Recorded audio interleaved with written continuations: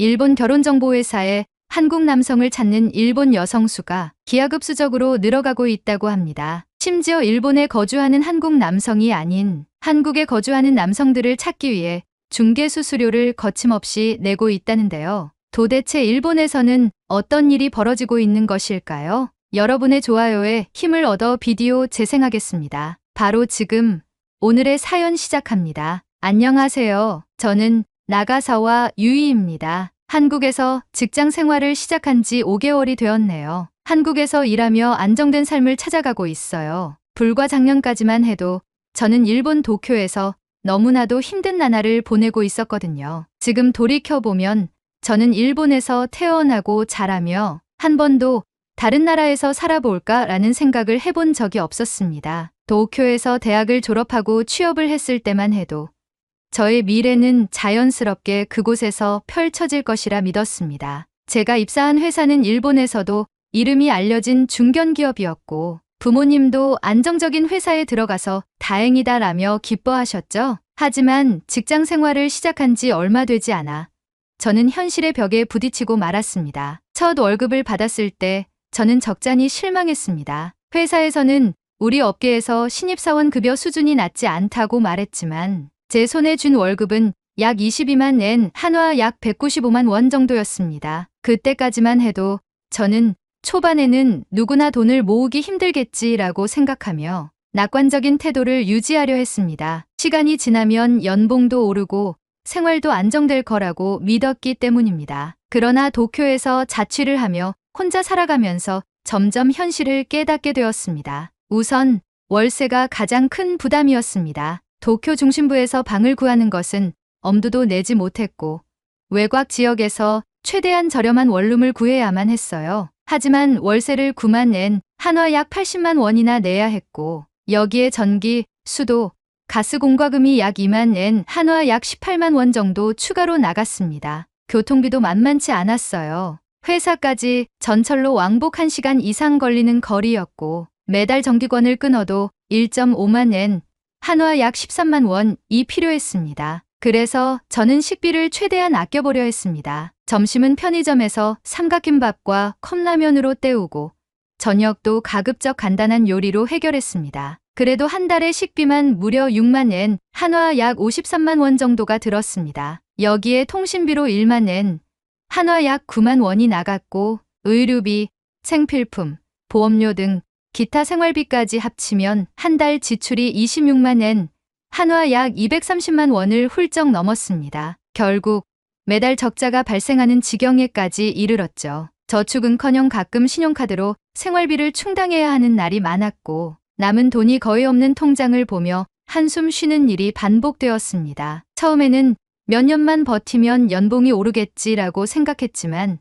회사에서의 연봉 인상률은 너무나도 낮았습니다. 5년을 다녀도 겨우 몇만 엔 오를 뿐이었고 선배들을 보니 30대 중반이 되어서도 월급이 크게 오르지 않아 여전히 빠듯한 생활을 이어가고 있었어요. 결국엔 선배들 중 생활고에 시달리는 사람은 고향으로 돌아가야 하는 선택을 해야만 했습니다. 경제적으로 힘든 것만이 아니었습니다. 일본의 직장 문화는 신입사원에게 너무나도 가혹했어요. 제가 다니던 회사는 공식적으로 야근을 지향한다고 말했지만 퇴근 시간이 되어서도 아무도 자리를 뜨지 않았습니다. 부장님은 늦게까지 남아있는 직원을 좋아했고 아무리 일이 없어도 적어도 상사가 퇴근하기 전까지는 자리를 지키는 것이 당연한 분위기였습니다. 처음에는 저도 시간을 보내며 눈치를 봤지만 어느 순간부터 자연스럽게 저녁까지 일을 하고 있는 제 모습을 발견했습니다. 하지만 더 큰 문제는 그렇게 야근을 해도 제대로 된 야근 수당을 받지 못한다는 것이었습니다. 처음에는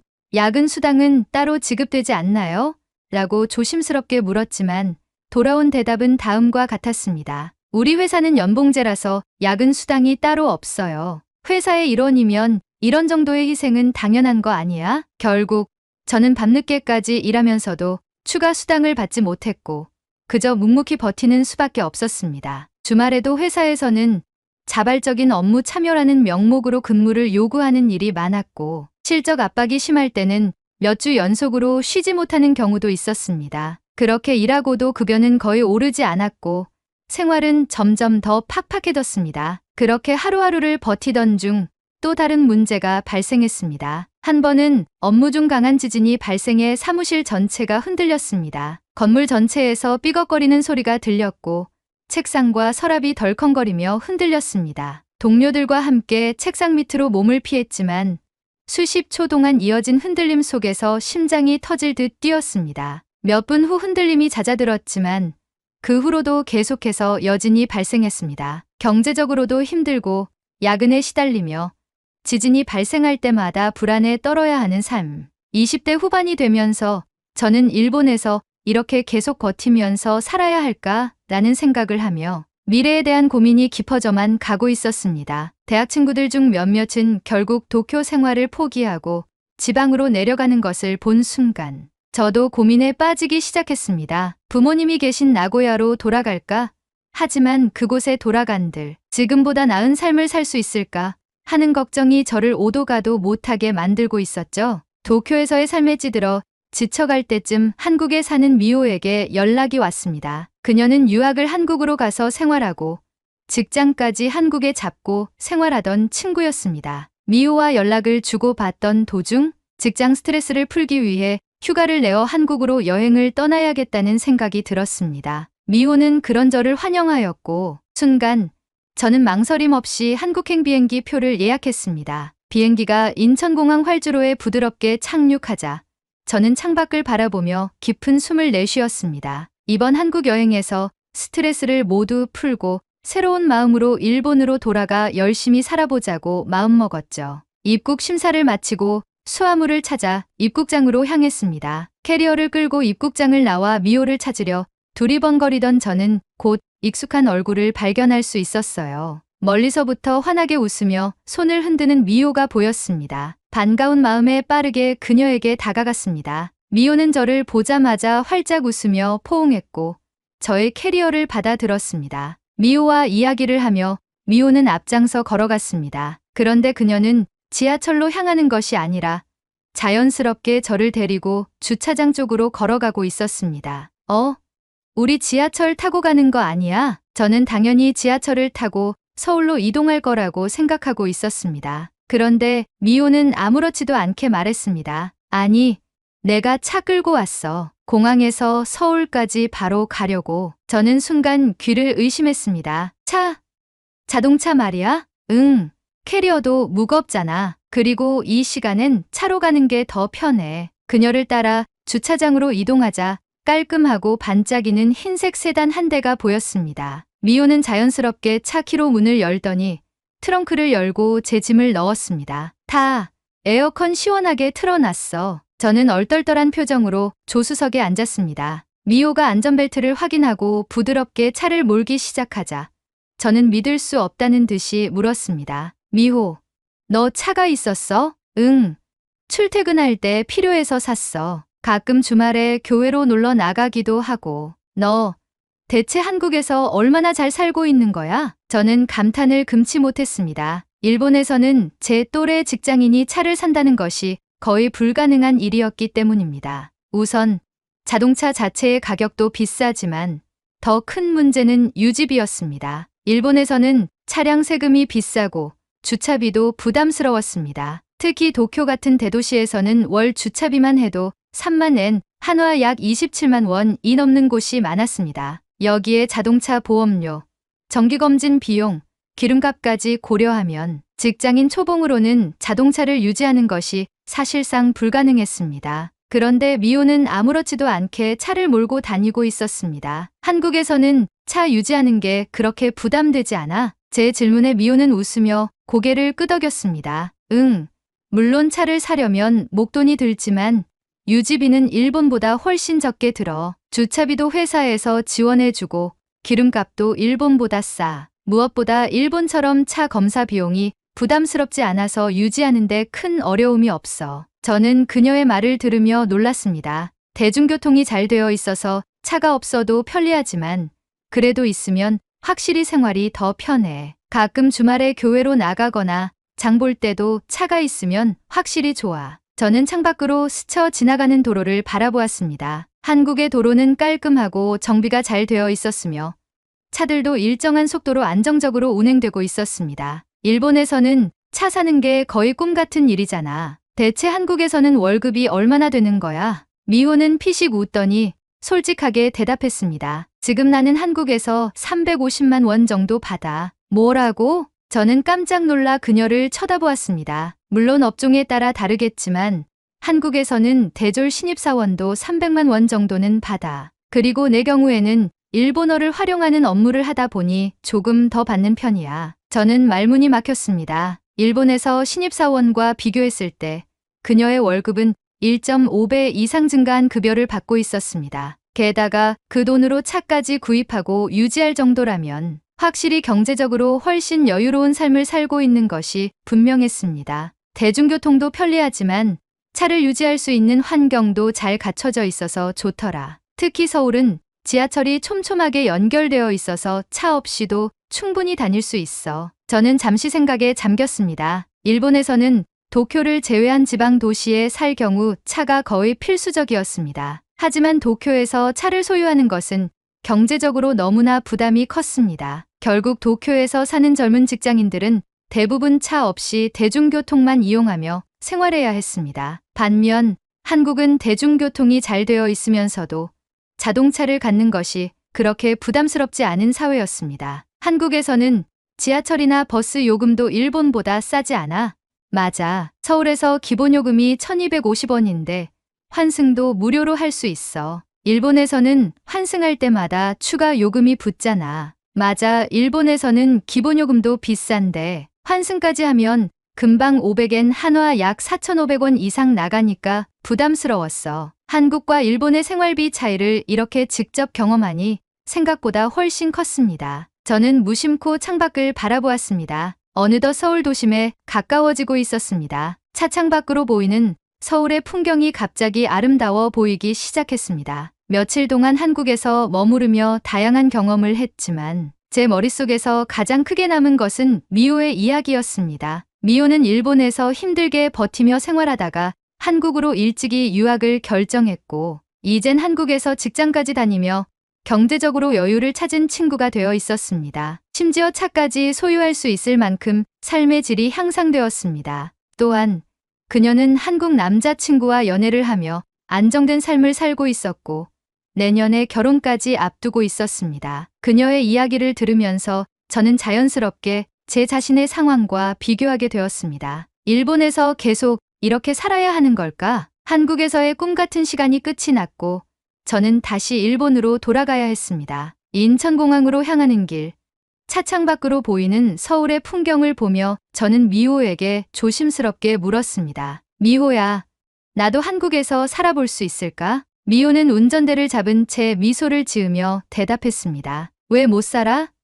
너도 충분히 할 수 있어. 오히려 일본에서 직장 경험도 있으니까 한국에서 더 좋은 조건으로 취업할 수도 있어. 하지만 한국어를 유창하게 하지 못하는데 나도 처음엔 한국어를 잘 못했어. 근데 한국에서 유학까지 하고 회사까지 다니니 실력이 쑥쑥 늘더라. 그리고 한국어 보기보다 배우기 쉬워. 저는 미호의 말을 경청하였고 미호는 말을 이어갔습니다. 그리고 요즘은 외국인 직원을 뽑는 기업이 많아서 한국어를 완벽하게 못해도 일할 기회는 충분해. 만약 내가 진짜 한국에서 일하고 싶다면 내가 최대한 도와줄게. 미호의 단호한 목소리를 들으니 조금씩 용기가 생기는 듯했습니다. 그렇게 저는 일본으로 돌아와 현실로 복귀하였습니다. 하지만 한국에서 보낸 시간이 계속해서 머릿속을 맴돌았고 일본에서의 삶이 더욱 힘겹게 느껴졌습니다. 그러던 중 일본으로 돌아온 지 얼마 지나지 않아 또다시 강한 지진이 발생했습니다. 그날 저는 사무실에서 일을 하고 있었습니다. 그런데 갑자기 휴대폰에서 긴급 지진 경보가 울렸습니다. 뭐야, 또 지진이야? 순간 사무실 바닥이 흔들리기 시작했습니다. 천장에 달린 형광등이 좌우로 흔들렸고 컴퓨터 모니터도 덜컹거렸습니다. 동료들이 책상 밑으로 몸을 피했고 저도 얼른 몸을 웅크렸습니다. 수십 초 후 흔들림이 멈췄지만 여진이 계속될 것이라는 뉴스가 나왔습니다. 결국 회사에서는 모든 직원들에게 조기 귀가 조치를 내렸습니다. 하지만 문제는 그 다음이었습니다. 다음 날 출근하자마자 상사는 아무렇지도 않게 말했습니다. 어제 지진 때문에 못한 업무가 많으니까 이번 주는 늦게까지 남아서 메꿔야겠지. 저는 순간 어이가 없었습니다. 어제는 천재지변으로 인해 회사가 문을 닫았던 것이었는데 왜 그 부담을 직원들이 져야 하는 건지 이해가 되지 않았습니다. 결국 저는 일주일 동안 강제 야근을 해야 했고 야근 수당도 받지 못했습니다. 지진이 발생하는 것도 무서웠지만 그보다 더 무서운 것은 이런 삶이 계속될 거라는 사실이었습니다. 그날 밤 저는 침대에 누워 다시 한번 깊은 고민에 빠졌습니다. 이렇게 계속 살아야 할까? 한국에 가면 정말 더 나은 삶을 살 수 있을까? 머릿속이 복잡했지만 한 가지는 분명했습니다. 일본에서는 내 삶이 절대 나아질 수 없다는 결론이었죠. 저는 결국 한국으로의 이직을 결심했습니다. 다음 날 저는 곧바로 미호에게 연락했습니다. 미호야, 나 진지하게 한국에서 일하고 싶어. 잘 생각했어. 내가 최대한 도와줄게. 미호는 한국에서 외국인이 취업할 수 있는 다양한 정보를 정리해 보내주었습니다. 저는 퇴근 후마다 면접을 위한 한국어 회화를 공부하기 시작했고 일본에서의 생활을 버티며 하루하루 실력을 쌓아갔습니다. 생각보다 한국어를 배우는 과정은 쉬웠고 저는 한국어로 기본적인 대화가 가능할 정도가 되었습니다. 그때부터 본격적으로 한국 기업들의 이력서를 제출하기 시작했습니다. 미호의 말대로 외국인을 필요로 하는 한국 회사들이 많았어요. 저는 여러 회사에서 면접 제안을 받았습니다. 그리고 저는 그중 첫 번째 회사의 면접을 준비하기 위해 최선을 다했습니다. 이게 내 인생을 바꿀 기회일지도 몰라. 저는 설레는 마음으로 한국행 비행기 표를 예약했습니다. 하지만 모든 게 제가 바라는 대로 순탄치만은 않았습니다. 공항으로 가는 도중 지진 경보음이 울리기 시작했습니다. 도로 위에 차들이 흔들리기 시작했고 사람들은 당황한 표정으로 휴대폰을 확인하고 있었습니다. 공항에 도착한 후에도 상황은 좋지 않았습니다. 지진으로 인해 여러 항공편이 지연되고 있었고 제 비행기도 연착되었습니다. 저는 면접에 늦을까봐 조마조마해지기 시작했습니다. 초조한 마음으로 공항 전광판을 바라보며 발을 동동 굴렀습니다. 수십 분이 지나고 드디어 비행기 이륙 준비가 시작되었습니다. 저는 간절한 마음으로 탑승 수속을 밟았고 다행히 비행기는 이륙할 수 있었습니다. 비행기가 인천공항 활주로에 착륙하자 저는 재빨리 안전벨트를 풀었습니다. 입국 수속을 마친 후 곧장 공항철도 탑승구로 향했습니다. 미호가 미리 회사 관련 정보와 면접장으로 이동하는 최단 거리를 정리해준 덕분에 빠른 걸음으로 이동했습니다. 공항철도 승강장으로 내려가자마자 한국의 대중교통 시스템이 인상적으로 다가왔습니다. 전광판에는 정확한 도착 시간이 표시되어 있었고 역 내부는 깔끔하게 정리되어 있었습니다. 열차가 도착하자 저는 빠르게 탑승해 창가 좌석에 앉았습니다. 창밖으로 스쳐 지나가는 풍경을 바라보며 면접에서 받을 질문과 대답을 계속 머릿속으로 정리했습니다. 몇 개월간 준비한 한국어가 얼마나 통할지 걱정되었지만 면접까지 온 이상 최선을 다하기로 했습니다. 서울역에 도착한 후 지하철을 환승했습니다. 사람이 많아 조금 복잡했지만 환승이 간편해서 길을 찾는데 큰 어려움은 없었습니다. 하지만 시간이 점점 촉박해지면서 긴장감이 커졌습니다. 드디어 면접이 이루어지는 회사 근처의 역에 도착하였고 저는 서둘러 역을 빠져나와 면접장을 향해 달렸습니다. 그러던 도중 예상치 못한 일이 벌어졌습니다. 면접 시간이 얼마 남지 않았다는 생각에 무턱대고 달리던 중 코너를 돌다가 앞에 있던 한 할머니와 부딪히고 말았습니다. 할머니 역시 작은 비명을 내지르며 뒤로 넘어지셨고 저는 할머니의 뒤통수가 바닥에 닿는 것을 막고자 순간적으로 손을 뻗어 할머니의 팔을 붙잡았습니다. 죄송합니다. 괜찮으십니까? 할머니는 당황한 듯 허리를 어루만지고 계셨습니다. 저는 급히 몸을 숙여 할머니를 부축했습니다. 괜찮아요. 한국인이 아닌가 봐요.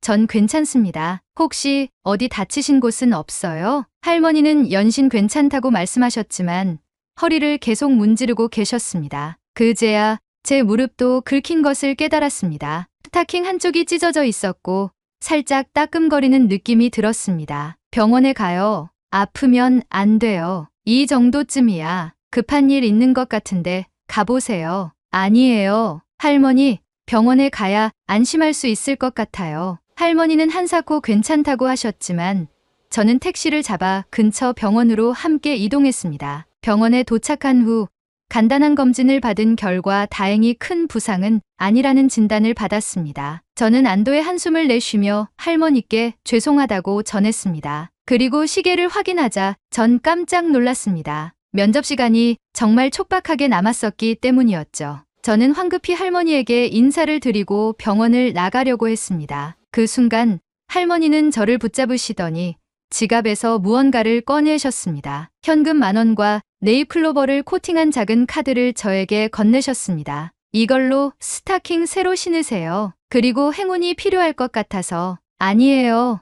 전 괜찮아요. 괜찮아요. 면접 복장인데 좋은 결과 기대할게요. 할머니의 따뜻한 정을 받아들고 저는 감사 인사를 드리고 병원을 나섰습니다. 면접장으로 이동하던 도중 찢어진 스타킹이 신경 쓰였습니다. 주위를 둘러보다가 가까운 편의점이 보였습니다. 스타킹을 파는 곳을 확인하기 위해서 안으로 들어가 직원에게 물었습니다. 스타킹을 사려 하는데 어디서 살 수 있나요? 직원은 말없이 진열대를 가리켰고 매장 한쪽 코너에 스타킹이 놓여 있었습니다. 급히 계산을 마치고 스타킹을 손에 쥔 채로 저는 다시 면접장으로 향했습니다. 면접장에 가쁜 숨을 내쉬며 도착했습니다. 시간은 간신히 맞출 수 있었지만 스타킹을 갈아 신을 시간이 없었습니다. 다음 순서가 제 차례였고 저는 급히 무릎에 묻은 피를 닦고 면접장에 들어갔습니다. 면접이 시작되었고 면접관들은 차분한 표정으로 저를 바라보며 질문을 던졌습니다. 저는 배운 한국어를 최대한 활용해 성심껏 답변했습니다. 발음이 완벽하지는 않았지만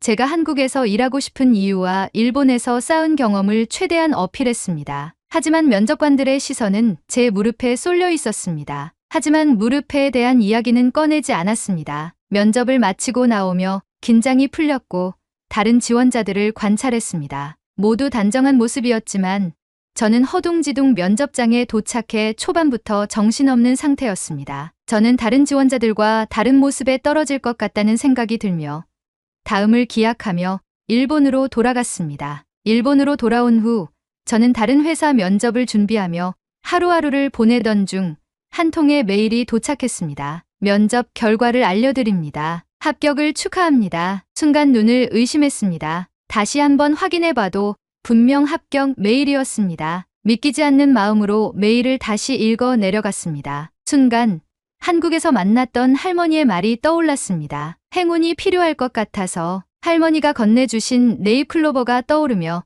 저는 네잎클로버를 꺼내어 봤습니다. 그날 할머니를 도왔던 것이 어쩌면 행운이 아닐까 생각이 들었습니다. 한국으로 가는 길이 이제는 확실해졌고 저는 설레는 마음과 동시에 현실적인 고민이 밀려오기 시작했습니다. 바로 부모님을 설득해야 했기 때문이었습니다. 한국에서의 새로운 가능성을 찾게 되었지만 부모님께서 이를 어떻게 받아들이실지는 알 수 없었습니다. 집에 도착하자 어머니가 반갑게 맞아주셨습니다. 유이야, 무슨 일이야? 갑자기 찾아오고 거실로 들어가자 아버지는 신문을 읽고 계셨고 제가 들어오자 슬쩍 신문을 접어 내려놓으셨습니다. 저는 조심스럽게 입을 열었습니다. 아빠, 엄마, 저 한국에서 일하게 됐어요. 어머니는 놀란 표정을 지었지만 곧 차분하게 되물으셨습니다. 한국에서? 언제부터? 회사에서 합격 통보를 받았어요. 정식 직원으로 일할 수 있게 됐어요. 아버지는 표정을 굳히고 신문을 내려놓으면 단호히 말했습니다. 말도 안 되는 소리 하지 마라. 일본인이라면 일본에서 살아야지. 왜 굳이 한국까지 가려고 하냐? 예상했던 반응이었지만 막상 직접 들으니 가슴이 답답해졌습니다. 아빠, 저 일본에서 힘들었어요. 생활비를 감당하기도 어렵고 지진이 일어날 때마다 불안해서 잠을 못 자요. 한국에서는 안정적인 직장을 가질 수 있고 보증금 지원도 받아서 쉽게 정착할 수 있어요. 그건 다 핑계일 뿐이다. 일본에서도 충분히 사는 젊은이들을 봐라. 넌 나약한 마음을 가진 거야. 아빠, 미호 기억나세요? 미호도 한국에서 생활하면서 훨씬 나아졌어요. 야근 없이 정시 퇴근하고 월급도 더 많고요. 저도 그렇게 살고 싶어요. 하지만 아버지는 단호했습니다. 구체적인 이유 없이 일본인이면 일본에서 살아야 한다는 말만 반복하셨습니다. 옆에서 듣고 계시던 어머니는 조용히 제 이야기를 듣고 계셨습니다. 유이 말대로 일본에서 계속 힘든 생활을 해야 한다면 한국에서 새로운 기회를 찾는 것도 나쁘지 않잖아요. 어머니의 말에 아버지는 얼굴을 찌푸리며 자리에서 일어나셨습니다. 더 말할 것도 없다. 나는 반대다. 아버지는 방으로 들어가셨고 분위기가 더 이상 나아질 기미가 보이지 않았습니다. 저는 결국 결심한 듯 아버지의 방을 향해 소리쳤습니다. 아빠가 반대하셔도 저는 갈 거예요. 제 인생이니까 제가 선택할게요. 어머니는 저를 붙잡으러 나오셨지만 저는 뿌리치고 부모님 댁을 나섰습니다. 눈물이 앞을 가렸지만 제 인생의 선택을 후회하지 않기 위해 눈물을 닦으며 집으로 향했습니다. 집으로 돌아와 한국으로 보낼 짐을 정리하고 있을 때 전화벨이 울렸습니다. 유이야, 할머니야. 할머니의 목소리는 평소처럼 다정했지만 왠지 모르게 걱정이 담겨 있는 듯했습니다. 너 한국 가기로 했다면서? 저는 조용히 대답했습니다. 네, 하지만 아빠께서 반대하셔서 마음이 무거워요. 그러자 할머니께서는 단호한 목소리로 말씀하셨습니다. 네, 아버지, 내가 설득해놨으니까 걱정하지 말아라. 순간 숨이 멎는 것 같았습니다. 정말요? 아빠께서 뭐라고 하셨어요? 처음에는 완강하게 반대했지. 하지만 내가 신문을 좀 보라고 소리쳤다. 일본 젊은이들이 많이 힘들어하는 게 뉴스로도 나오잖니. 나는 우리 손녀가 힘든 거 못 본다고 소리쳤단다. 그러자 내 아빠는 고민하다가 너의 한국행을 찬성했지. 저는 순간 가슴이 벅차올라 눈물을 흘리며 할머니에게 감사하다고 전했습니다. 할머니는 걱정 말고 한국 가서 꿈을 이루라고 응원해 주셨고 흐뭇한 목소리로 전화를 끊으셨습니다. 저는 마음을 굳게 잡고 한국으로 향하기 위한 준비를 마쳤습니다. 한국에 도착한 후 저는 회사에서 지원해주는 원룸형 오피스텔에 정착했습니다. 보증금이 지원되었기에 초기 정착이 수월했습니다. 출근 첫날 회사 동료들은 저를 따뜻하게 맞아주었습니다. 어눌한 한국어를 구사하는 저에게 친절히 한국어를 익힐 수 있게 설명해 주었고 일본어를 배우고 싶어하는 직원들이 있어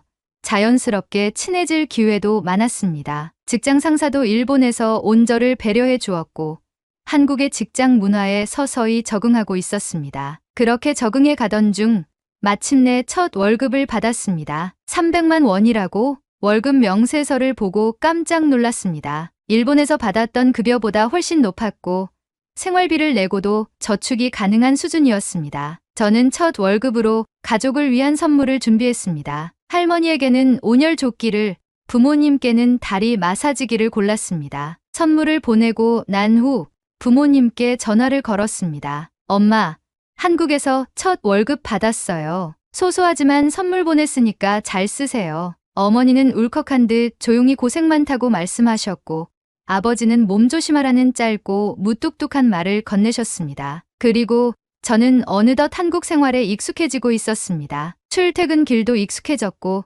직장에서도 제 자리를 잡아가고 있었습니다. 바쁘지만 행복한 나날이 이어졌고 그렇게 몇 달이 흘러갔습니다. 그러던 어느 날 평소처럼 회사에 출근하던 중 회사 앞 신호등이 바뀌기를 기다리고 있었습니다. 그 순간 맞은편에서 저를 향해 손을 흔드는 익숙한 사람이 눈에 들어왔습니다. 면접 당일 우연히 부딪혀 병원까지 모셔다 드렸던 그 할머니였던 것입니다. 드넓은 서울 땅에서 이렇게 출근길에서 다시 만날 줄은 상상도 못했습니다. 저는 놀란 얼굴로 할머니를 바라보다가 곧바로 반가운 마음에 뛰어갔습니다. 할머니, 안녕하세요.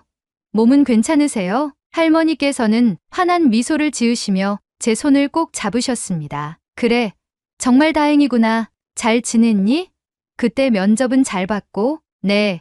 덕분에 합격해서 지금 이 회사에서 일하고 있어요. 할머니께서는 기쁨이 가득 담긴 표정으로 고개를 끄덕이셨습니다. 저는 지갑에서 할머니가 주신 코팅된 네잎클로버를 꺼내어 할머니에게 다시 돌려드렸습니다. 이 네잎클로버 덕분이에요. 할머니에게 돌려드릴게요. 할머니는 한사코 거절하셨고 저는 다시 가져가시라며 실랑이를 벌이고 있었습니다. 그때 회사 건물 출입문에서 한 남자가 걸어 나왔습니다. 할머니, 뭐가 그리 급하다고 빨리 나가세요? 낯익은 목소리였습니다. 저는 본능적으로 고개를 돌렸고 순간적으로 말을 잇지 못했습니다. 그분은 바로 저희 회사 부장님이었기 때문입니다. 회사에 몇 번 마주친 적은 있었지만 개인적으로 이야기를 나눈 적은 거의 없던 분이었습니다. 그런데 할머니께서 그를 보자 활짝 웃으시며 손을 흔드셨습니다. 아이고, 우리 손주 추운데 뭐하러 나와? 얼른 들어가. 저는 순간 숨이 멎을 것 같았습니다. 할머니, 손주요? 할머니께서는 고개를 끄덕이며 제 손을 놓고 부장님의 팔을 가볍게 두드리셨습니다. 그래, 이 녀석이 우리 집 손자란다. 부장님 역시 상황을 이해한 듯 저를 보며 놀란 표정을 지으셨습니다. 유희 씨 혹시 할머니를 도와주셨던 분이 유희 씨였어요? 저는 당황한 듯 웃으며 고개를 끄덕였습니다. 예전에 면접 보러 오던 날 길에서 우연히 뵙고 병원까지 모셔다 드렸어요. 그러자 할머니께서는 흐뭇한 미소를 지으시며 손자의 팔을 다시 한번 가볍게 두드리셨습니다. 이 아가씨가 내 할머니를 병원까지 데려다 준 착한 사람이란다. 아주 친절하고 예의도 바르고 내가 정말 고마운 마음을 가지고 있었어. 부장님은 어딘가 민망한 듯 고개를 긁적이며 웃었습니다. 그렇군요. 그날 할머니가 계속 너무 고마운 사람을 만났다라고 말씀하셨는데 그분이 유희 씨일 줄은 몰랐네요. 그렇게 갑작스럽게 시작된 대화는 자연스럽게 이어졌고 이후에도 회사에서 자주 마주치면서 서로에게 친근함을 느끼기 시작했습니다. 그리고 지금 그는 제 남자친구가 되었습니다. 처음 한국에 왔을 때는 상상도 못했던 일이었습니다. 일본에서 불안한 삶을 살던 저는 이제 한국에서 새로운 미래를 만들었습니다. 이곳에서 안정된 직장과 따뜻한 인연을 찾았고 저는 더 이상 불안하지 않았습니다. 이제는 확신할 수 있습니다. 내가 이곳에서 진정한 행복을 찾았다는 것을요. 오늘의 사연은 여기까지입니다. 오늘의 이야기가 마음에 드신다면 좋아요 한 번씩 부탁드리겠습니다. 그리고 여러분의 댓글은 제게 큰 힘이 됩니다. 다음엔 더 좋은 사연으로 여러분을 찾아뵙겠습니다. 시청해주셔서 감사합니다. 전 세계의 브레인들이 모인다는 하버드 대학교. 그곳에서 한 프로젝트 팀이 우수한 성과를 내었습니다. 그 프로젝트는 다름 아닌 한국의 문화를 바탕으로 한 프로젝트인데요. 이제부터 여러분과 함께 하버드로 떠나보겠습니다. 여러분의 좋아요에 힘을 얻어 비디오 재생하겠습니다. 바로 지금 오늘의 사연 시작합니다. 안녕하세요. 저는 하버드 대학교에서 컴퓨터 공학을 전공하고 있는 크리스틴 하퍼입니다. 매년 전 세계 천재들과 영재들이 모이는 저희 학교에서 최근 한국의 문화로 인해 난리난 사건이 있어 여러분께 전해드리려 해요. 지금 생각해도 어릴 적부터 한국을 사랑한 저에게 칭찬을 아끼고 싶지 않답니다. 저는 어릴 때부터 춤을 정말 좋아했어요. 특히 K-팝은 단순한 취미가 아니라 저에게 꿈과 같았어요. 트와이스를 시작으로 BTS, 블랙핑크, 에스파와 같은 한국을 대표하는 아이돌들이 화려하고 멋지고 아름다운 군무를 하며 귀를 사로잡는 음악을 들려줄 때마다 저는 흥분감을 감추지 못했죠. 때론 서정적인 감성의 노래들을 이어폰으로 들으며 공부를 할 때에는 학습 효과도 좋았습니다. 그렇게 제 학창 시절은 한국의 K-팝 음악과 함께였고 저는 드디어 하버드에서 공부를 할 수 있게 되었죠. 하버드에서의 삶은 언제나 활력의 연속이었어요. 상상을 초월하는 친구들의 지식과 창의력, 무궁무진한 가능성을 현실화하는 브레인들을 보며 저 역시도 많은 것을 느끼고 경험할 수 있었죠. 그중 요즘 가장 트렌드인 AI에 관심이 생겨 저는 AI 동아리에 가입하여 활동을 하고 있습니다. 오늘 여러분께 들려드릴 이야기는 저희 동아리에 관한 이야기예요. 앞서 말했듯이 저는 K-팝에 아직도 환장한 사람입니다. 최근에 빅뱅이라는 그룹의 지드래곤이 컴백을 했는데 그의 춤과 음악에 반해서 그의 음악을 들으며 리듬을 타며 학교 생활을 했어요. 그런데 운명처럼 제가 속한 하버드 AI 동아리에서 AI 댄스 분석 및 학습 프로젝트를 진행한다는 얘기를 동아리 회장에게 듣게 됐어요. 이 프로젝트는 AI를 활용해 춤을 분석하고 학습하는 기술을 개발하는 것이 목표라고 했죠. 저는 부푼 기대를 안고 프로젝트에 참여했습니다. 처음에는 단순히 유튜브 영상들을 분석해서 AI가 댄스를 배우게 하려고 했어요. 하지만 몇 주 동안 연구를 진행하면서 예상치 못한 문제가 발생했어요. 우리가 사용한 데이터는 유튜브 영상이나 소셜미디어에 올라온 댄스 퍼포먼스들이었어요. 하지만 AI가 이 데이터를 학습했을 때 결과물이 기대했던 것과 너무 달랐어요. 동작이 부자연스럽고 박자도 어긋났어요. 이건 디테일이 너무 떨어져 팀원들 모두 고민에 빠졌어요. AI 모델을 계속 수정해도 학습된 데이터 자체가 정교하지 않으니 한계가 명확했어요. 이 문제를 해결하기 위해 여러 가지 방법을 고민했어요. 첫 번째 방법은 더 많은 고화질 영상을 확보하는 것이었어요. 하지만 이 방법도 근본적인 해결책이 될 수 없었어요. 영상에서는 춤추는 사람의 정확한 움직임을 3D로 분석하기 어렵기 때문이었어요. 두 번째 방법은 유명 안무가들이 제공하는 안무 데이터를 구하는 것이었어요. 하지만 이 역시 현실적으로 어려웠어요. 저희는 상업적 프로젝트가 아니라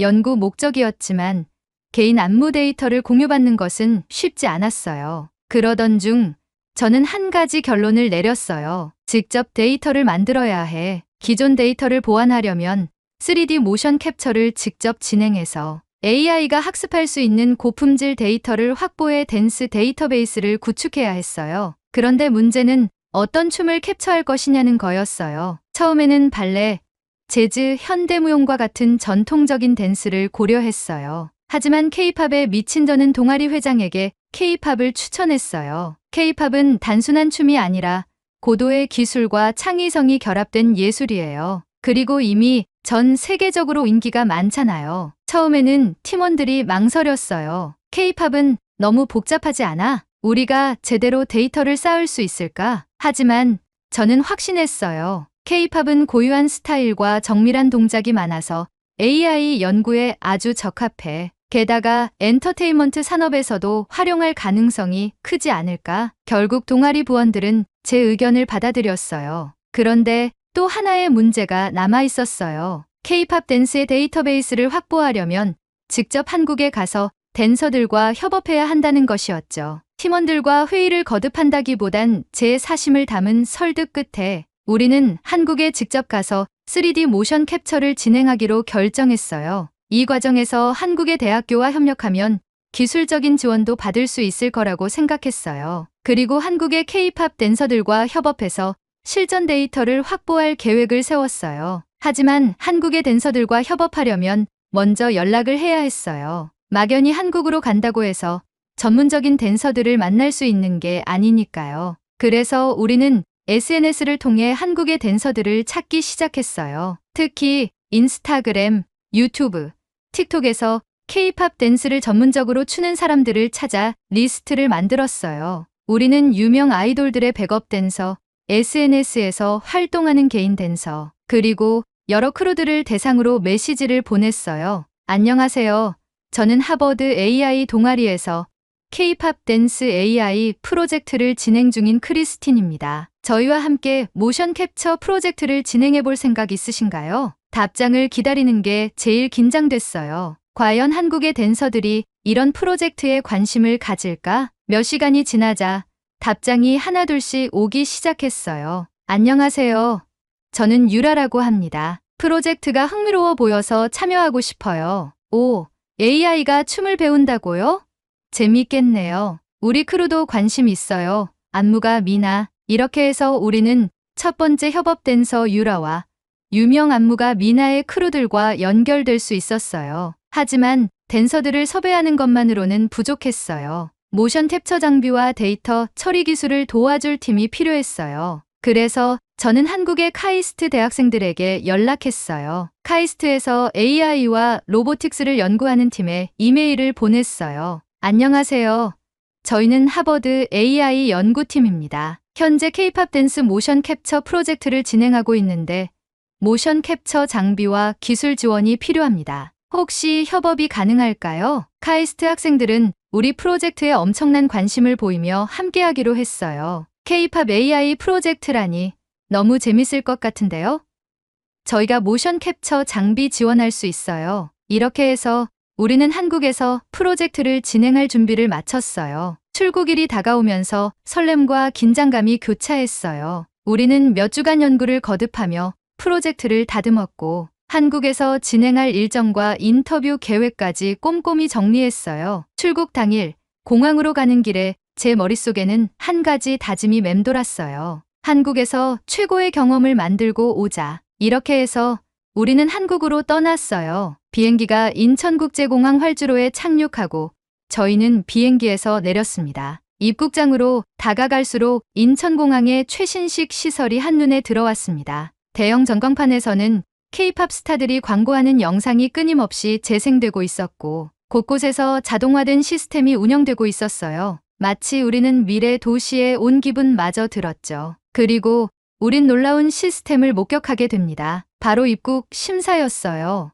이게 자동으로 여권을 스캔한다고? 미국에서는 공항 입국 심사를 받을 때 긴 줄을 서야 하지만 한국에서는 스마트 자동 심사대를 통해 간단한 스캔만으로 입국 절차가 끝났어요. 별다른 대기 시간 없이 빠르게 입국장을 나오자 팀원들은 저마다 감탄하며 주변을 둘러보았습니다. 공항부터 느껴지는 한국의 기술이 뭔가 다른 것 같지 않아? 우리가 한국을 선택하길 잘한 것 같아. 너무 설레는데? 저희는 공항 내에서 자동으로 연결되는 공공 와이파이를 확인하며 다시 한번 놀랐어요. 미국에서는 공항에서 무료 와이파이를 이용하려면 별도로 로그인하거나 제한된 시간만 사용할 수 있는데 한국에서는 별다른 설정 없이 빠른 속도의 와이파이가 잡혔습니다. 왜 한국이 인터넷 강국이라고 하는지 알 것 같아. 속도가 미쳤어. 우리는 공항 철도를 타고 서울 시내로 향했습니다. 창밖으로는 점점 더 많은 불빛이 보였고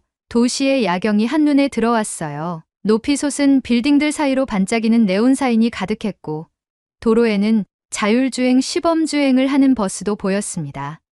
와, 서울의 야경이 정말 멋지네요. 팀원들은 창밖을 바라보며 감탄을 연발했어요. 저도 한국에 도착했다는 실감이 점점 더 났습니다. 서울역에 도착하자마자 우리는 숙소로 이동했어요. 그리고 놀라운 것을 목격했죠. 바로 버스 정류장이었습니다. 스마트 버스 정류장이라고 적힌 부스에는 휴대폰을 충전할 수 있도록 커넥터가 구비되어 있었고 무선 충전까지 지원하는 데크까지 있었죠. 게다가 실내의 공기청정 시스템도 돌아가고 있었고 벤치에는 히팅 시스템까지 있었습니다. 저희 팀원들은 그 모습을 보고 한국의 기술이 미국보다 더 대단하다고 생각하며 한국을 내심 부러워했습니다. 버스를 타고 숙소로 이동하여 체크인을 마친 후 짐을 정리하고 간단히 샤워를 했지만 한국에서의 첫날 밤을 그냥 보낼 수는 없었습니다. 간단히 야식이라도 먹으러 나갈까? 숙소 근처에는 24시간 운영하는 편의점이 많았고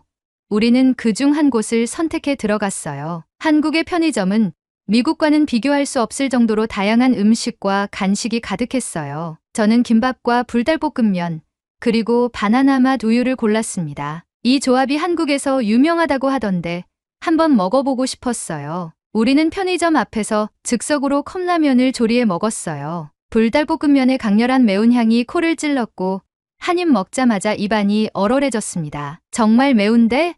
하지만 맛있어. 바나나 맛 우유를 한 모금 마시자 매운맛이 부드럽게 중화되는 느낌이 들었어요. 우리는 이렇게 한국에서의 첫 야식을 즐기며 다음 날의 일정을 준비했습니다. 다음 날 아침 본격적인 프로젝트를 진행하기 위해 카이스트 연구팀과의 미팅이 있었습니다. 미팅 장소는 카이스트 서울 캠퍼스였으며 우리는 미리 준비한 발표 자료와 장비 목록을 점검한 후 연구팀을 만나러 갔어요. 캠퍼스에 도착하자 최신식 건물과 연구시설이 눈길을 끌었어요. 카이스트 연구팀과 인사를 나눈 후 우리는 프로젝트의 개요와 목표를 설명하기 시작했습니다. 저희 AI는 기존의 유튜브 영상 데이터를 학습하는 방식으로 개발되었지만 디테일이 부족하다는 한계가 있었습니다. 그래서 한국에 직접 와서 K-팝 댄서들의 3D 모션 캡처 데이터를 수집하려고 합니다. 카이스트 연구팀은 우리 프로젝트에 큰 관심을 보이며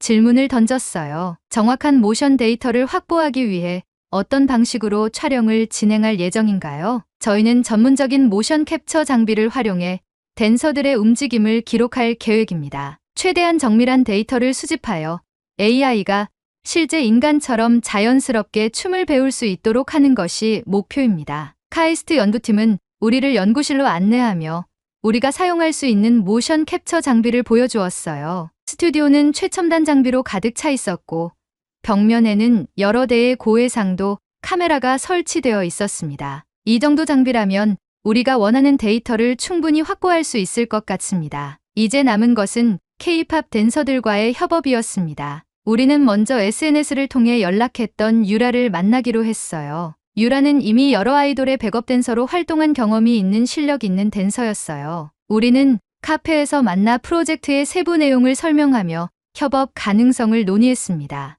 어떤 스타일의 안무를 촬영하실 예정인가요? 우선 기본적인 K-팝 안무 동작을 촬영한 후 고난이도 퍼포먼스 안무까지 확대할 계획입니다. 유라는 프로젝트에 큰 흥미를 보이며 흔쾌히 참여하기로 결정했습니다. 다음으로 우리는 한국의 유명 안무가 미나와 그녀의 댄스 크루를 만나기로 했어요. 미나는 여러 K-팝 아이돌들의 안무를 제작한 경험이 있는 전문가였고 프로젝트에 대한 이야기를 들은 후 흥미로운 반응을 보였습니다. AI가 K-팝을 배운다니 신기하네요. 만약 이 프로젝트가 성공한다면 향후 AI가 안무가들을 보조하는 역할도 가능할 것 같아요. 우리는 미나의 크루를 카이스트로 초대해 단체 안무 모션 캡처를 진행하기로 했어요. 스튜디오에서는 크루들이 모션 캡처 슈트를 착용한 후 춤을 추기 전 최종 점검을 하고 있었습니다. 본격적인 촬영이 시작되자 댄서들은 완벽한 합을 이루며 안무를 선보였어요. 우리는 모션 캡처 장비를 활용하여 모든 움직임을 실시간으로 기록했습니다. 과연 AI가 이 동작들을 따라 할 수 있을까요? 팀원들은 댄서들의 정교한 움직임을 보며 감탄했어요. 우리는 여러 번의 촬영을 거쳐 다양한 장르의 K-팝 안무 데이터를 확보했습니다. 며칠 동안 진행된 촬영이 마무리되었고 이제 우리는 하버드로 돌아가 AI 모델을 본격적으로 훈련할 준비를 마쳤어요. AI는 이 데이터를 바탕으로 점점 더 정교한 피드백을 제공할 수 있도록 발전해 나갈 예정이었습니다. 한국에서의 일정이 끝나갈 무렵 저는 카이스트 연구팀과 댄서들에게 깊은 감사의 인사를 전했습니다. 정말 많은 도움을 주셔서 감사합니다. 이 프로젝트가 성공하면 여러분의 기여가 큰 역할을 하게 될 것입니다. 우리는 마지막으로 함께 기념사진을 찍으며 협업을 기념했어요. 이제 우리의 연구를 완성하기 위해 하버드로 돌아갈 시간이었습니다. 하버드로 돌아온 후 우리는 본격적으로 AI 모델 훈련을 시작했습니다. 한국에서 촬영한 3D 모션 캡처 데이터 덕분에 AI가 점점 더 정교한 피드백을 제공할 수 있도록 발전했어요. 기존에는 영상 데이터를 활용해 AI를 학습시켰지만 정확도가 떨어지는 문제가 있었습니다. 하지만 이번에는 고해상도 모션 캡처 데이터를 활용해 AI가 실제 댄스 트레이너처럼 사용자에게 피드백을 제공하는 수준까지 도달할 수 있었어요. 카이스트 연구팀이 도움을 주었고 한국의 댄서들이 제공한 방대한 움직임 데이터를 AI에 학습시키자 기존보다 훨씬 자연스러운 댄스 분석과 피드백이 가능해졌습니다. 수개월간의 연구 끝에 우리는 AI가 실시간으로 K-팝 안무를 분석하고 사용자에게 피드백을 줄 수 있는 단계까지 시스템을 발전시켰어요. 이제 이 AI는 단순한 분석 도구가 아니라 실제 댄스 트레이너처럼 사용자의 동작을 평가하고 개선점을 제시할 수 있는 수준이 되었습니다. 첫 번째 실험자로 팀원 중 한 명이 BTS의 안무를 따라 추기 시작했어요. AI는 카메라를 통해 그의 움직임을 분석했고 실시간으로 화면에 피드백이 표시되었습니다. 오른쪽 팔을 조금 더 위로 들어주세요. 무릎을 더 낮추면 더 정확한 동작이 됩니다. 박자가 약간 빠릅니다. 템포를 맞춰 보세요. AI가 내놓은 피드백은 우리가 기대했던 것보다 훨씬 정밀했습니다. 실제 K-팝 트레이너가 지적할 만한 수준의 분석이었고 심지어 춤을 더 돋보이게 만들기 위한 세세한 디테일까지 파악하고 있었습니다. 이 AI가 상용화된다면 전 세계 어디에서든 K-팝을 배우고 싶어 하는 사람들이 더욱 효과적으로 연습할 수 있을 것이라고 생각했어요. 그러던 어느 날 예기치 못한 연락이 왔어요. 뉴욕에서 열리는 국제 AI 박람회에서 우리가 만든 K-팝 AI를 시연해 볼 수 있대요. 팀원들은 놀라며 서로를 바라보았어요. 세계적인 연구자들과 기업들이 모이는 자리에서 우리가 개발한 AI를 선보일 기회가 생긴 것이었습니다. 정말인가요? 이건 우리가 꿈꾸던 기회예요. 모두가 흥분하며 박람회 준비에 박차를 가했습니다. 하지만 발표를 앞두고 예상치 못한 문제가 발생했습니다. AI 모델을 최종 점검하던 중 일부 복잡한 안무에서 정확도가 떨어지는 오류가 발견되었습니다. 특히 빠르고 역동적인 동작이 많은 일부 K-팝 퍼포먼스에서 AI가 오류를 내거나 부정확한 피드백을 제공하는 현상이 나타났어요. 어떻게 된 거죠? 분명 데이터는 완벽한데 우리 팀은 원인을 분석하기 위해 밤을 새워가며 AI 모델을 다시 검토했습니다. 하지만 시간이 부족했고 박람회가 얼마 남지 않은 상황에서 완벽한 수정이 어려웠습니다. 그때 저는 한국의 카이스트 연구팀과 댄서들에게 연락해 도움을 요청하기로 했습니다. 카이스트 연구팀과 한국의 댄서들은 우리의 문제를 듣고 바로 피드백을 주었습니다. AI가 빠른 움직임을 처리할 때 일부 데이터 손실이 발생하는 것 같아요. 추가적인 모션 데이터가 필요할 수도 있어요. 그들의 조언을 바탕으로 우리는 한국에서 확보한 데이터를 다시 정리하고 AI의 알고리즘을 조정했습니다. 그리고 마지막으로 유라와 미나 크루가 직접 테스트에 참여해 실시간으로 문제를 확인하며 피드백을 제공했습니다. 그 결과 AI 모델이 훨씬 더 정교하게 개선될 수 있었어요. 그런데 예상치 못한 일이 벌어졌습니다. 개선된 AI를 다시 실행하다 보니 이상한 점이 발견되었습니다. AI가 기존 데이터에서 학습한 움직임을 단순히 복제하는 것이 아니라 새로운 변형 동작을 만들어 내고 있었습니다. 처음에는 오류가 아닐까 싶어 다시 확인했지만 AI는 실제로 댄스의 창의성과 감성까지 접목시키며 독창적인 안무를 생성하고 있었습니다. AI가 새로운 동작을 만들어 내고 있어요. 이건 우리가 입력한 데이터에는 없는 움직임인데요. 화면을 보며 팀원들은 말을 잇지 못했습니다. AI는 댄서들이 보여준 움직임을 학습했을 뿐만 아니라 그것을 기반으로 새로운 안무 스타일을 만들어 가고 있었던 것입니다. 이것은 단순한 데이터 분석을 넘어 AI가 창작의 영역에 도달하고 있음을 의미했습니다. 이 모습을 지켜보며 우리는 모두 같은 생각을 했습니다. 정말 대단해. 우리가 한국의 댄서들을 선택한 것은 최고의 결정이었어. 한국의 댄서들은 단순히 기술적으로 뛰어난 것만이 아니라 춤의 감정을 담아내는 능력이 탁월했기 때문에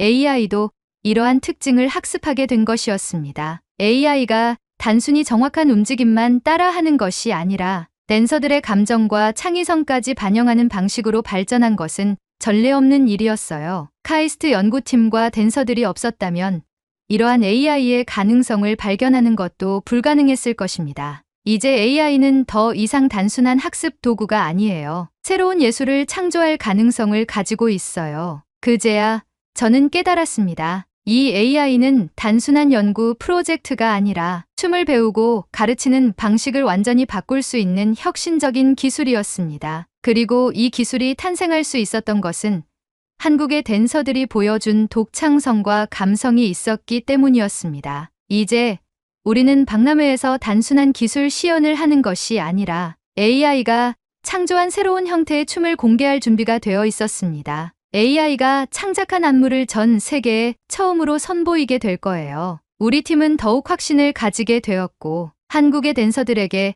다시 한번 감사를 전하며 박람회 무대를 향해 나아갔습니다. 뉴욕 AI 박람회에서의 발표는 시작부터 뜨거운 관심을 받았습니다. 기존 AI 프로젝트들은 주로 데이터를 분석하고 정리하는 역할에 그쳤지만 우리의 AI는 한 단계 더 나아가 스스로 학습하고 창의적인 안무까지 만들어내는 능력을 보여주었습니다. AI가 단순히 춤을 분석하는 것이 아니라 새로운 동작을 창조하는 과정을 시연하는 순간 관객들은 숨을 죽이고 화면을 지켜보았습니다. AI가 기존의 K-팝 안무를 학습한 후 그것을 바탕으로 완전히 새로운 스타일의 안무를 생성하는 장면이 펼쳐지자 객석 곳곳에서 감탄이 터져 나왔습니다. AI가 단순히 따라하는 것이 아니라 창의적인 움직임을 만들어낸다고요? 이건 인간 댄서와 협업하는 AI로도 활용될 수 있겠어요. AI가 만들어낸 새로운 동작은 K-팝 특유의 에너제틱한 스타일과 감성을 유지하면서도 기존의 안무와는 다른 차별점을 가지고 있었습니다. 우리가 입력한 데이터에는 없는 창조적인 움직임이었고 그 순간 우리는 이 기술이 단순한 댄스 학습 도구를 넘어선 새로운 가능성을 가지고 있다는 것을 확신하게 되었습니다. 박람회가 끝난 후 여러 기업과 연구자들이 우리의 부스를 찾아와 질문을 쏟아냈습니다. AI가 창작을 한다는 개념이 흥미롭습니다. 혹시 이 기술을 다른 예술 분야에도 적용할 계획이 있나요? 댄서들이 AI와 협업할 수 있는 인터페이스를 만든다면 안무 창작 과정이 혁신적으로 변화할 수도 있을 것 같아요. 그리고 우리에게 뜻밖의 일이 벌어졌습니다. 세계적인 DJ 크루 애니마의 소속 프로듀서가 우리 부스를 찾아와 말을 걸었습니다. 이 기술, 정말 인상적이네요. 혹시 우리와 함께 프로젝트를 진행해 볼 생각 있으신가요? 우리 팀은 깜짝 놀랐습니다. 애니마는 미국과 유럽의 유명 페스티벌에서 활동하는 글로벌 DJ 크루로 AI와 음악을 결합하는 프로젝트를 진행해온 팀이었습니다. 댄스를 분석하는 AI라면 음악과의 결합도 가능하지 않을까요? 우리가 작업하는 음악과 함께하면 새로운 퍼포먼스를 만들어낼 수 있을 것 같아요. 애니마 측에서는 AI가 실시간으로 음악을 분석하고 댄스와 조화를 이루는 시스템을 만들고 싶다고 했습니다. 기존의 댄스 AI가 사람이 입력한 데이터만 학습하는 방식이었다면 애니마가 제안한 프로젝트는 음악을 들으며 AI가 실시간으로 춤을 만들어내고 그것을 바탕으로 새로운 퍼포먼스를 창작하는 형태였습니다. 이건 단순한 AI 댄스 프로젝트를 넘어 예술 창작의 영역으로 가는 거네요. 우리 팀원들은 흥분을 감추지 못했습니다. 그리고 또 하나의 놀라운 협업 제안을 받았습니다. 바로 한국 엔터테인먼트 업계와의 협력이었습니다. K-팝 기획사들이 우리의 AI 기술에 큰 관심을 보이며 아이돌 트레이닝 과정에 AI를 활용하는 방안을 논의하고 싶다는 제안을 해왔습니다. 우리가 만든 AI가 실제 K-팝 산업에서 사용될 수도 있다는 거네요. 애니마와 한국 엔터테인먼트 업계의 제안을 듣고 우리는 결심했습니다. 이 프로젝트를 한국에서 시작하자. K-팝의 역동적인 안무와 애니마의 혁신적인 음악, 그리고 우리가 개발한 AI가 결합된다면 완전히 새로운 형태의 무대를 만들 수 있을 것이었습니다. 박람회 이후 우리는 카이스트 연구팀, 유나, 미나 크루에게 연락을 했습니다. 우리 다시 한국에 가려고 해요. 이번에는 AI를 더 발전시켜서 실제 무대에서 활용할 수 있는 가능성을 테스트해 보려고 합니다. AI와 음악, 춤이 하나로 연결되는 세계 최초의 AI 기반 퍼포먼스 프로젝트. 이제 우리의 다음 목표는 AI와 인간이 함께 창작하는 새로운 무대를 만드는 것이었습니다. 우리는 애니마, 그리고 한국의 K-팝 산업과 함께 이 프로젝트를 구체화하기 위해 다시 한국으로 향할 준비를 하려 합니다. 한국에서 받았던 도움 덕분에 우리는 여기까지 올 수 있었습니다. 그리고 이제 그 도움을 바탕으로 더 큰 목표를 향해 나아갈 준비를 하고 있었습니다. 이제 우리의 AI는 춤을 배우는 도구에서 인간과 협력하는 새로운 예술 창작 도구로 진화하고 있었습니다. 그리고 이 모든 과정의 중심에는 한국의 K-팝과 그 문화를 만들어가는 댄서들이 있었습니다. 이제 우리는 새로운 미래를 향해 다시 한국으로 향할 것입니다. 오늘의 사연은 여기까지입니다. 한국의 문화가 전 세계의 기술력을 높이는데 기여하고 있다니 뿌듯합니다. 한국의 문화가 널리 퍼지길 바라신다면 좋아요 한 번씩 부탁드리겠습니다. 그리고 여러분의 댓글은 제게 큰 힘이 됩니다. 다음엔 더 좋은 사연으로 여러분을 찾아뵙겠습니다. 시청해주셔서 감사합니다.